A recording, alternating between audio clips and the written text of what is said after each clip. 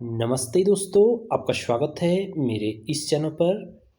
दोस्तों, आजकल सभी जो उत्तराखंड में डिप्लोमा डीएलएड डिप्लोमाधारी हैं, वे सभी आजकल उत्तराखंड प्राथमिक शिक्षक भर्ती के फॉर्म भरने में आई थिंक बिज़ी होंगे। तो मैं बता देना चाहता हूँ कि फॉर्म फॉर्मेट्स, विज्ञप्ति संख्या, मेजर मिस्टेक्स और जो आपसे गलतियाँ हो रही है, क्या वो गलतियाँ वास्तविक तौर पर आपके जो फॉर्म को रिजेक्ट कर सकती है या नहीं करती, इस वीडियो में इससे बात करेंगे।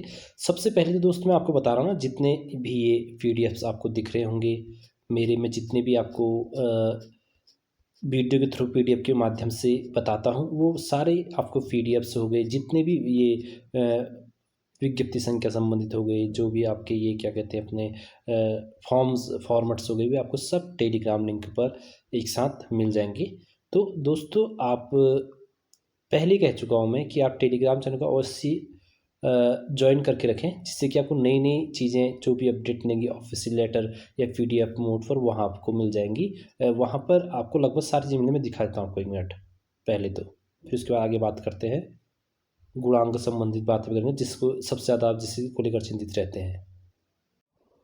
ये देखिए दोस्तों, यहाँ पर आपको साफ साफ दिख रहे होंगे सारे, यहाँ पर मैंने जितने भी पीडीएफ मोड पर है सारी चीज़ें मैंने भेजी हुई है, आप यहाँ पर देख सकते हैं। तो आपको कुछ नहीं करना है, यहाँ पर जा करके इसको लिंक कर करके सारी चीज़ें देख सकते हैं कि यहाँ कौन कौन से फॉर्म हैं, कौन कौन से फॉर्म है, सारी चीज़ें। वापस चलते हैं दोस्तों, अब बात करते हैं फिर से विज्ञप्ति संख्या, जितनी भी गलतियाँ आप करने जा रहे हैं या हो जा रही है आपसे।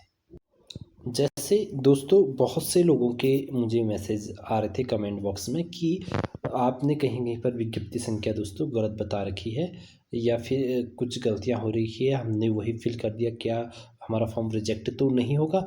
मैं आपको स्पष्ट तौर पे कह रहा हूँ कि आपका कोई भी फॉर्म रिजेक्ट नहीं होगा, अगर आपका फॉर्म सही जगह पर पहुँच गया है तो दोस्तों, जो ये फ्रंट वाला पेज होता है ना, फॉर्म के बाहर जो हम लिखते हैं, इसका सिर्फ एक काम होता है, इस फॉर्म को सही एड्रेस तक पहुंचाने के लिए यहाँ पर चीज़ें डाली जाती है बस, और इसका कोई उद्देश्य नहीं होता है। आप जो सोच रहे होंगे कि हमारी गलती से हमने कुछ यहाँ पर कुछ और लिख दिया गया, अब तो मैंने गलत लिख दिया, अब तो फॉर्म रिजेक्ट हो गया, तो दोस्तों ये बात नहीं है, आप बिल्कुल भी चिंता ना करें।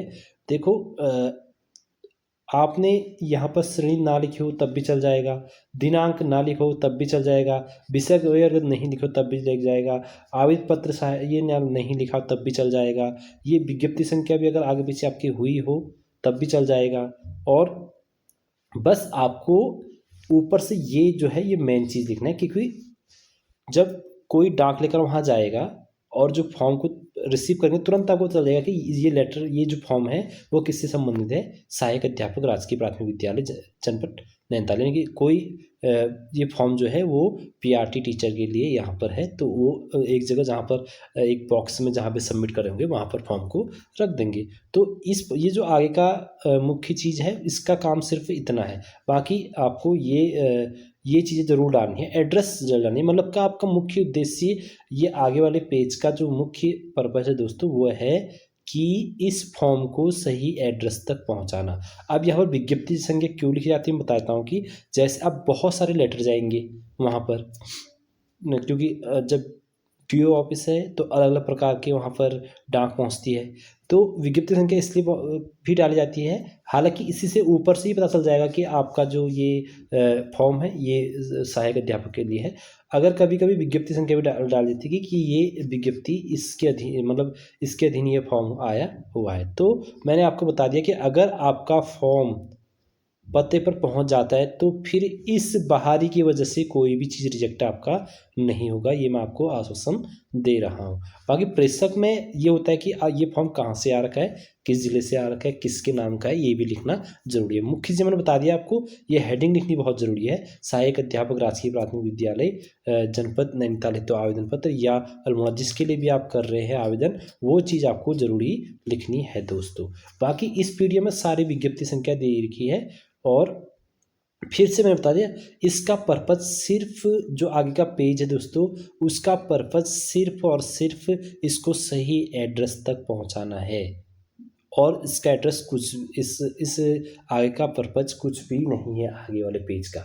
बाकी आपके सबसे ज़्यादा मायने जो करता है दोस्तों, अंदर के जो आपने फॉर्म फिल कर रखे होंगे ना, वो सबसे ज़्यादा मायने रखता है, वो सबसे ज़्यादा इम्पोर्टेंट वही है। तो अब हम थोड़ा अंदर की ओर भी देखते हैं, अंदर कौन कौन सी गलतियाँ आप करते हो कभी कभी।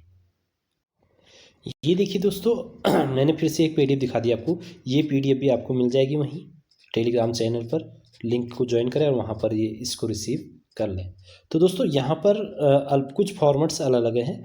देखो, आप एक टीचर बनने जा रहे हैं तो कम से कम आपको ये चीज़ें मुझे पूर्ण तो विश्वास है कि आती होंगी। हाँ, कहीं कहीं पर हर कोई डाउट्स आते हैं, कन्फ्यूजन होता है। लेकिन जैसे ये आवेदक का नाम, माता का नाम, पिता का नाम, पति का नाम, जन्म तिथि, गृह जनपद। गृह जनपद ये नहीं कि जहाँ से आप फॉर्म फिल कर रहे हैं जिस जनपद के, नहीं, जहाँ आप रहते हैं वो लिखना है यहाँ पर। स्थायी पता आप जहाँ पर रहते हैं, पत्र व्यवहार स्थायी पता लगभग लोगों का सेम होता है। तो विषय विज्ञान, विज्ञानोत्तर में भी अब 2 ही कैटेगरी है, ध्यान रखना। दिनांक 1/7/2025 को आपकी आयु क्या हो रही है। अगर आयु निकालनी आपकी नहीं आ रही तो मैं आपको बताता हूँ आयु कैसे निकालते हैं।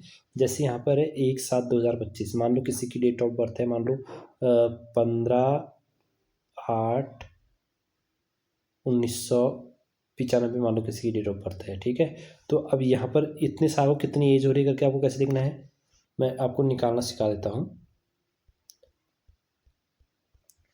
जैसे कि आपने 2025 पहले लिखेंगे दोस्तों, उल्टा लिखेंगे, 2025 पहले लिखेंगे, फिर यहाँ पर 7 लिखेंगे, फिर यहाँ पर 1 लिखेंगे। और मैंने बताया था आपको 15 अगस्त 1995 बताया था ना मैंने, एक डेट ऑफ बर्थ ले ली मैंने कोई भी। आप इसको इसमें से घटा देंगे तो यहाँ से 0 1 है, 6 नहीं है, ध्यान रखना। 1 से 15 नहीं घटेगा तो आपको 30 यहाँ से लेना है, 31 हो जाएगा। ये 1 महीना यहाँ से लेना है इधर को, 31 हो जाएगा। तो 31 में से 15 हटाएंगे तो आपका 16 हो जाएगा। अब ये 6 हो गया दोस्तों, 6 में से 8 तो घटता नहीं, तो 1 साल यहाँ से लेंगे, इधर लेंगे तो ये 18 हो जाएगा। 12 6 18, 18 में से 8 लेंगे तो हो जाएगा आपका 10। अब दोस्तों ये 25 में से 1 साल ले देते तो ये 24 हो गया। अब 4 में से भी 5 नहीं घटा तो कहाँ से लेंगे, इधर 14 में से 9, 14 में से 5 हटाएंगे तो हो जाएगा दोस्तों आपका 9। और ये हो गया दोस्तों आपका 2 में से 9 नहीं घटता है ना, 1 हो गया, 1 में से 9 नहीं घटता दोस्तों, वो 11 गया। तो 29 साल 10, यहाँ लिखेंगे 29 वर्ष 10 माह 16 दिन, इस प्रकार से इसको भर देंगे। मैंने आपको बता दिया कैसे निकालना। बाकी फिर भी आपको निकालना नहीं आए तो मुझे आप कमेंट बॉक्स में कर लीजिएगा। बाकी दोस्तों यहाँ पर बहुत जगह सिद्धांतिक और प्रयोगात्मक आपको लिखा है। देखो यहाँ पर वर्ष तो सबका 2000 जो भी जब भी किया है 2019 यहाँ पर लिखे। सिद्धांतिक मतलब थ्योरी हो गई, प्रयोग 2 चीज़ें देखिए, सब में आपको इसमें कोई भी क्लियर ना, मतलब कोई भी चीज़ डाउटफुल नहीं है, आप अपने मार्कशीट से इसको कर लें।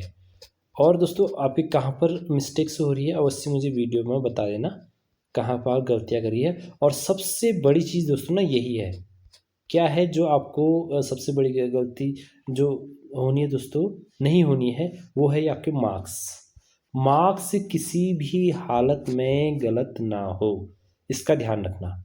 ये जो ये बोर्ड विद्यालय का नाम भी अगर आपने गलतियां कर दी लिखने में कोई बात नहीं, परीक्षा वर्ष भी कोई बात नहीं, लेकिन ये जो पूर्णांक और प्राप्तांक प्रतिशत है दोस्तों तीनों का, इसमें आप बिल्कुल भी गलती ना करें, मेरा आपसे निवेदन है कि क्योंकि ये आपके गुणांक को ऊपर नीचे, और ख़ास कर पर ये जो आपके नीचे के टेट और डीएलएड का जो है दोस्तों, ये तो किसी भी हालत में गलत ना हो, क्योंकि यही आपको मेरिट तक पहुंचाएगा, यही गुणांक में आगे पीछे कर देगा अगर आपके नंबर कम ज़्यादा।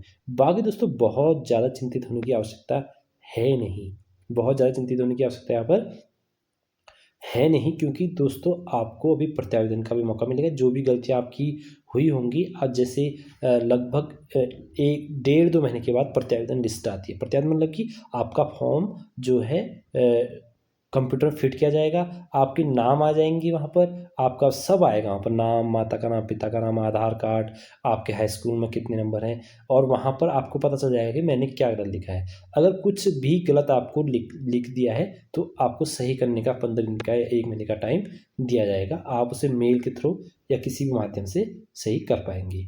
तो दोस्तों ये थी, आई होप आपको ये फॉर्म संबंधित जानकारी आपको आ गई। अंदर मैं बता देता हूँ कि आपको एक छोटा वाला लिफाफा डालना है।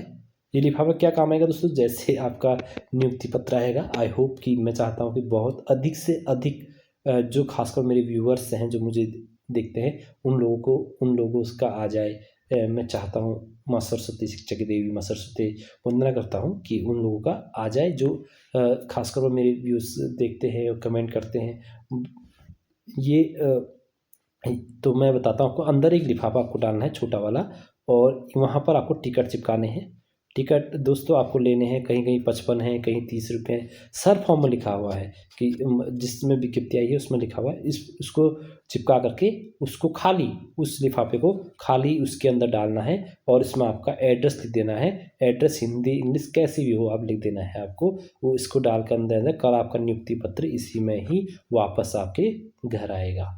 ये पता इसलिए दिया जाता है यहाँ पर। तो दोस्तों ये थी वीडियो, आई होप आपको पसंद आई। और सबसे बड़े हर वीडियो में गुणांक संबंधित पूछ जाते हैं। मैंने आपको फिर बता दिया है कि जो लोग जो कैटेगरी के अंदर जो स्टूडेंट है वो 60 से 70 के बीच में है कैटेगरी अंत के अंदर, यानी कि ST OBC EWS, जिन्हें किसी प्रकार का भी